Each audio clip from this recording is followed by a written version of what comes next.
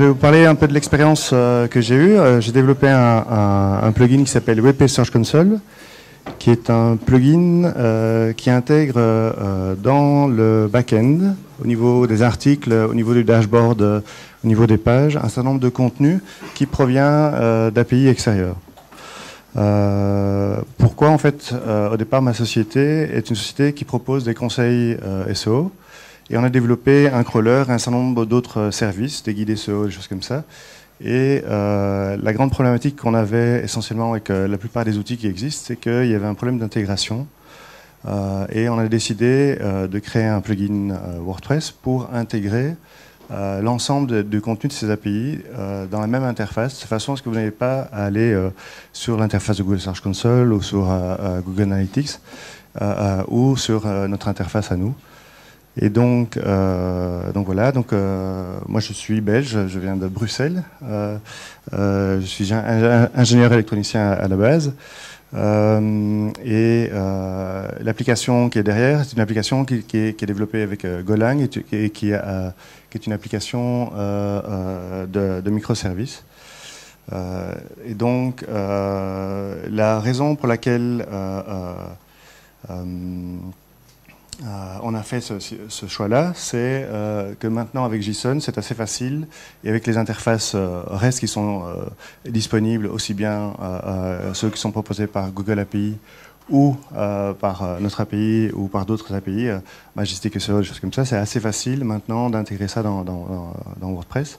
Mais il y a quand même quelques petits challenges, parce que par défaut, par exemple, pour les interfaces et les services proposés par Google, ils demandent automatiquement, quand on crée une application chez eux, ils demandent à ce qu'on fige une application à un URL. Et donc, quand on propose un plugin, l'URL qui va être proposé à Google pour l'application, c'est celui de votre site. Et donc là, il y a un petit challenge qui n'est pas déterminé. Donc notre objectif derrière ça, c'est de vous aider, en tant qu'utilisateur du plugin, à optimiser votre contenu. Donc en fait, nous, on est spécialisé dans l'optimisation du contenu on-page et pas du tout dans la partie d'établissement des backlinks et des choses comme ça. Et on a un certain nombre d'éléments, comme on clusterise automatiquement le contenu, on crawl votre contenu, on va récupérer l'ensemble du contenu qui est derrière et on va vous proposer par exemple des clusterings automatiques pour le PageRank thématique et des choses comme ça. Donc c'est l'objectif que je vous avais proposé. Donc on va remonter à l'intérieur des éléments pour vous aider à écrire des articles. Donc là on va chercher les mots-clés, ceux qui sont utilisés par Google, enfin qui vous sont proposés par la Google Search Console. Et alors, on a un certain nombre de concepts propres à nous, qu'on appelle la réputation et la perception, que je ne vais pas introduire ici, mais qu'on intègre ici. Et a priori, quand il y a une sorte de micro-wizard, et si vous faites en sorte que les petits éléments du wizard vous affichent 5 boulettes vertes, a priori, vous commencez à avoir un contenu de qualité et vous pouvez commencer à vous classer sur les moteurs de recherche et à faire le travail suivant. On vous ramène toutes les informations concernant le crawler, les informations concernant le maillage interne, toutes les informations concernant le crawler, les tailles, les types de ressources. Bon, ce sont toutes des informations, on va dire, qui sont classiques, mais qu'on vous apporte page par page. Ça, c'est un petit peu un des exemples. Donc, il y a d'un côté les informations Google Search Console, donc on voit les mots-clés, les clics. Donc, ça, c'est vraiment des informations standards. Puis à côté, ce sont les informations que le crawler vous ramène. Donc, là, c'est les petits ronds verts. Et donc, ça, c'est ce qu'on cherche à faire au final. On affiche aussi des JSON un peu plus lourds sous forme de graphique pour vous permettre de vous rendre compte un petit peu, de comprendre un petit peu votre univers sémantique. Et donc ce sont des graphes un peu interactifs qui vous permettent de sélectionner, de vérifier que le contenu que vous avez encodé correspond bien à celui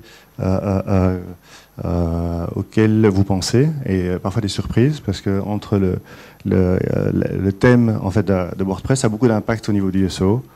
Et en utilisant un crawler extérieur, vous découvrez par exemple que les blocs d'archivage, des choses comme ça, tous les éléments de structure, de navigation latérale et autres, commencent à avoir une influence et commencent à modifier le contenu, ou ce qu'on appelle la perception que Google peut avoir de votre contenu. Et ça peut expliquer, entre autres, de la compétition interne entre différentes pages. Et quand il y a de la compétition interne, Google va choisir une seule des pages, celle qui a le plus haut PageRank dans votre contenu. Et donc voilà. Alors, ce qu'on cherche à faire, c'est récupérer les contenus Google Search Console, les contenus Mitambo, les intégrer dans Search Console. Et pour ça, en fait, on utilise le concept de l'API REST. Donc, en fait, l'API REST utilise le protocole HTTP. Et d'un point de vue général, vous pouvez créer un contenu éventuellement. Vous pouvez récupérer du contenu avec une requête GET. Vous pouvez mettre à jour un contenu, ou vous pouvez effacer un contenu. Donc, c'est un petit peu à chaque requête, vous recevez un JSON en retour, JSON qui est stocké côté serveur, enfin côté de l'application, qui est utilisé. Mais pour commencer en fait à récupérer le contenu, vous devez d'abord vous autoriser. Et donc, pour ce faire, en fait, il faut créer une application au niveau de la console de développeur de Google. C'est pas du tout la console Google Search Console, c'est une console qui vous permet de développer des applications. Google propose environ 70 applications différentes. C'est Google Analytics, c'est les web apps. Il y a Google Fit, il y a vraiment un certain nombre d'applications. Vous devez créer une application, sélectionner les API que vous voulez utiliser, sélectionner les autorisations que vous avez demandées. Par exemple, l'autorisation la plus classique que vous voyez un peu partout, c'est récupérer l'email d'une personne qui se connecte sur un site. Ça fait partie des éléments. Donc on va définir le scope de ce que vous voulez récupérer. En gros, il y a, on va dire, deux processus. Le premier, c'est vous faites une demande. Pardon? Ok. Donc, il y a une première partie où l'utilisateur va faire une demande au serveur et il va demander à l'application de l'autoriser à récupérer ces données. Donc, vous recevez un jeton d'accès, donc c'est un token technique. Ce token, une fois que vous l'avez, il est valable pour une certaine session. Généralement, c'est 5 à 10 minutes. Et pendant que cette session est active, vous pouvez vous connecter sur la ressource et récupérer du contenu, que ce soit Google Search Console ou ailleurs. Et après 10 minutes, si vous êtes toujours actif, il y a un second token qu'on appelle le refresh token, qui va vous redonner automatiquement un nouveau token et vous pouvez continuer à faire des appels comme ça. Donc ça, c'est un petit peu le canevas technique, et c'est ce qu'on a dû développer à l'intérieur de WordPress pour pouvoir ramener le contenu. Donc oui, ça c'est ce que je viens d'expliquer. Un peu la même chose. Donc, pour donner un petit exemple, donc ça, vous avez déjà tous vu un petit peu cet aspect-là, c'est une interface. Vous devez sélectionner un premier compte pour vous connecter. Et puis là, l'application Google vous demande les autorisations et vous spécifie par exemple qu'il va récupérer votre email, vos données. C'est des informations qu'on voit aussi très, très fréquemment quand vous activez des applications Facebook. Généralement, c'est un peu plus lourd que ça. Et une fois que l'application en fait a terminé, vous recevez le fameux token en question. Token que vous copiez à ce moment-là dans l'application, et puis vous sélectionnez à ce moment-là le site sur lequel vous voulez récupérer des informations Google Search Console. Et une fois que vous avez fait ça, vous êtes prêt à récupérer les données, et dans l'interface, vous allez avoir simplement des refresh, soit au niveau du dashboard principal, soit au niveau de chaque page, ou vous pouvez activer qu'il y ait un refresh automatique des données pour récupérer ces données-là. Alors, comme j'étais WebTech, je suis descendu un peu techniquement. Je ne sais pas si ça va vous dire ou pas, mais en fait, voilà, ça c'est un petit peu l'action en fait pour faire la demande du token principal. Il faut spécifier le client ID qui est en fait chaque fois que vous créez une application au niveau la console de développeur de Google, vous recevez, chaque application a un ID unique et reçoit un secret qui est unique et qui va faire en sorte que vous vous identifiez comme étant autorisé à faire un appel sur cette interface. Et puis, vous placez tous ces éléments dans le header de la requête HTTP. Vous faites une requête en mode POST, donc ça, et vous recevez le token qui est derrière. On va dire le secret, on va dire, qui permet d'utiliser tous les services de Google à l'intérieur d'un plugin, c'est la ligne qui est ici. Normalement, en fait, cette ligne-là, en fait, sur les applications, vous devez toujours mettre un site web. Et c'est une façon d'expliquer. Ouais, désolé. C'est une façon d'expliquer que vous allez fournir une URL dynamique et que l'authentification va se faire avec OAuth en version 2. Alors c'est un peu cryptique. C'est pas documenté dans la documentation Google. Ça, j'ai découvert ça dans les pérégrinations derrière, parce que Google, a priori, n'a pas envie de favoriser ce genre donc, c'est la seule façon pour créer des plugins, c'est d'utiliser ce système-là. Donc, par exemple, quand on fait un appel à Google, on va avoir en fait un résultat un peu de ce type-là. Donc, vous avez un header avec les différents éléments, et puis vous avez en fait le fameux access token et le refresh token avec la durée de validation de la session de l'access token.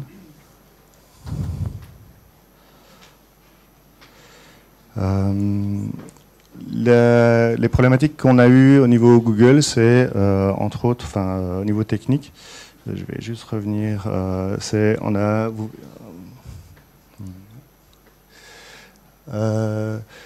on utilise Google WP Remote Post, WP Remote Get, qui sont les méthodes internes à Google pour faire des appels extérieurs. Il y a d'autres librairies qui existent, mais a priori, seules les librairies de Google ont permis en fait d'avoir en fait une validation quand on a commencé à déployer le plugin chez différents clients. Comme la plupart des requêtes sont encryptées, c'est très embêtant. Comme la plupart des requêtes sont cryptées, on a énormément d'erreurs quand les plugins sont installés chez les clients, parce que soit il y a des problèmes de compatibilité avec ces URL, soit parce que les certificats installés sur les serveurs ne sont pas compatibles. Et donc, on a testé différentes applications, et puis maintenant, on utilise en fait WP Remote, mais en fait, on désactive la vérification SSL après l'authentification initiale. Et donc, c'est la seule possibilité qu'on a trouvée pour rester compatible, quelles que soient les versions de PHP, quelles que soient les versions de WordPress, sur la plupart des serveurs. Donc ça, c'est une requête, un appel vers une requête sur l'API de Google.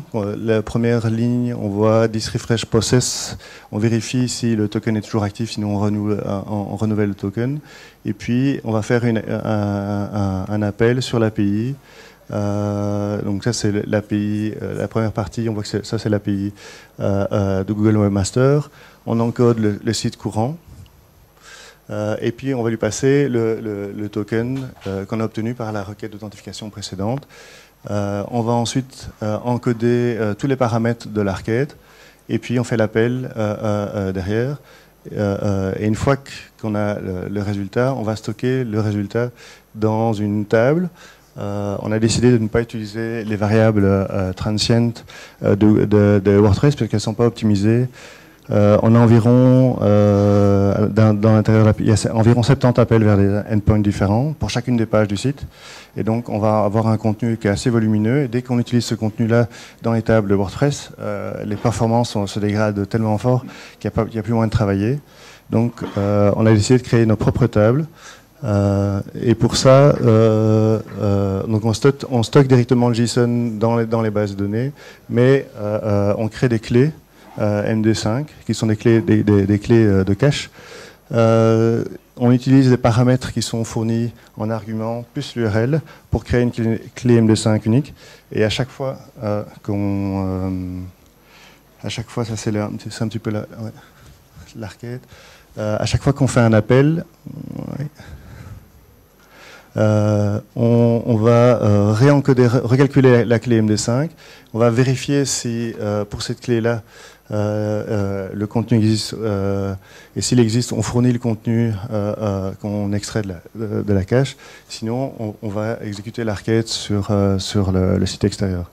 Alors pourquoi est-ce qu'on utilise une cache alors qu'on pourrait très bien directement stocker live sans stocker le contenu?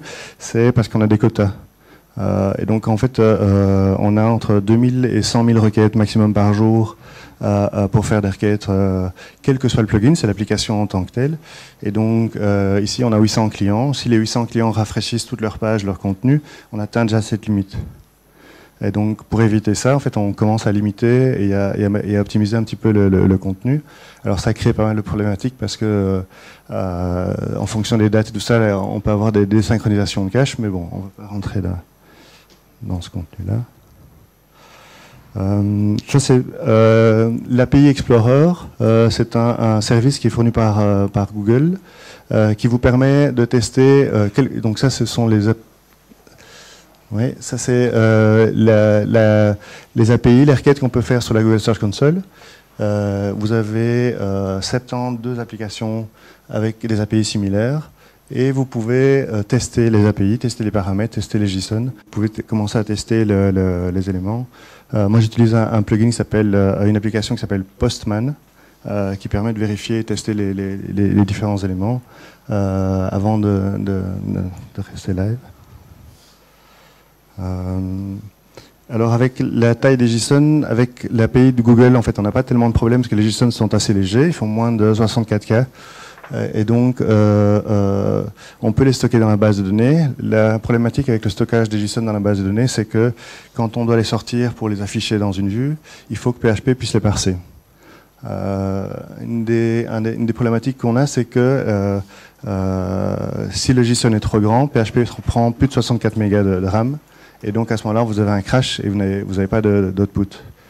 Et donc, pour les JSON qui sont trop grands, c'est le cas qui arrive, c'est le cas avec une partie des données de l'API Mitambo.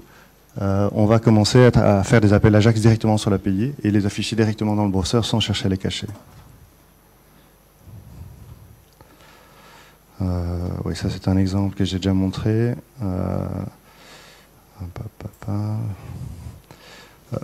Au niveau de l'API, on va dire le travail qui est fait sur l'API Mitambo ou sur la Google Search Console, c'est assez similaire.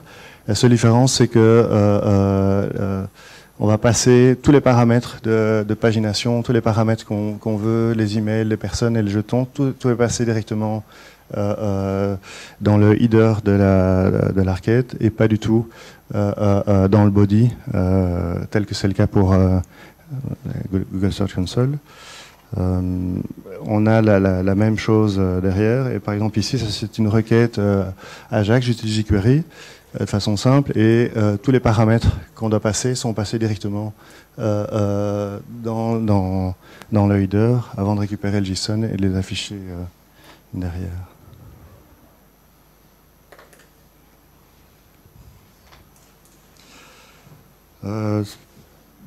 Ça c'est un exemple, ouais, je l'ai déjà vu en fait, je sais pas, je l'ai mis 2 fois. Hop.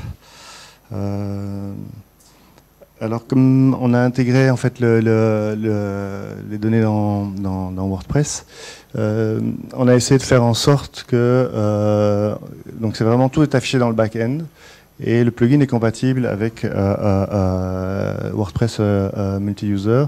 Et donc on a à chaque fois différents hooks qu'on va installer et qu'on va retrouver soit en admin menu, soit en network admin menu. L'ensemble des hooks qui sont ici sont les hooks à minima qu'on peut utiliser pour créer un plugin et afficher des données en fait à l'intérieur d'un plugin au niveau de l'admin. Si vous voulez commencer à afficher des données au niveau public, il faut déjà en rajouter 4. Et à ce moment-là, vous commencez à gérer à impacter éventuellement les performances du plugin sur la partie publique. Comme nous, pour l'instant, on n'a pas besoin d'afficher ces données-là au niveau public, ben on ne le fait pas. Donc, voilà. Et donc ici, les futures étapes en fait pour notre partie, c'est qu'on va essayer de publier le plugin au niveau du repository de WordPress. Le plugin a été sécurisé et on a passé la première partie. La seconde partie, c'est essentiellement les discussions politiques où on essaye de voir en fait dans quelle mesure le plugin est accessible à tout le monde dans sa fonctionnalité complète ou pas. Donc, est-ce qu'on est un plugin freemium ou pas? Donc voilà, ça c'est un petit peu et alors en interne, ici on développe, on est en train de préparer on va dire les challenges Gutenberg où il faut développer toute la partie qu'on a déjà développée maintenant from scratch en React. Et donc ça c'est un challenge qu'on va avoir plus tard. Donc pour tester un petit peu le code, moi que j'utilise PHP Storm et Sublime comme éditeur et on utilise Docker pour gérer toutes les versions de test de chacun des plugins. Donc on a une version pour Docker 5.3, enfin PHP 5.3, 5.4, 5.6, 7, 7.1, 7.2. Et donc on va chaque fois vérifier le plugin et le code et on n'a pas utilisé j'ai pas du tout utilisé ce que notre précédent a utilisé, PHP Unit. Donc ça c'est éventuellement une future possibilité. Et donc on utilise Docker pour toutes les parties, aussi bien en local qu'en production, qu'en développement. Et on utilise GitLab CI pour déployer, en tout cas sur nos premiers sites de test, le plugin. Donc voilà. Donc ça, ce sont deux exemples de configuration Docker. Si vous voulez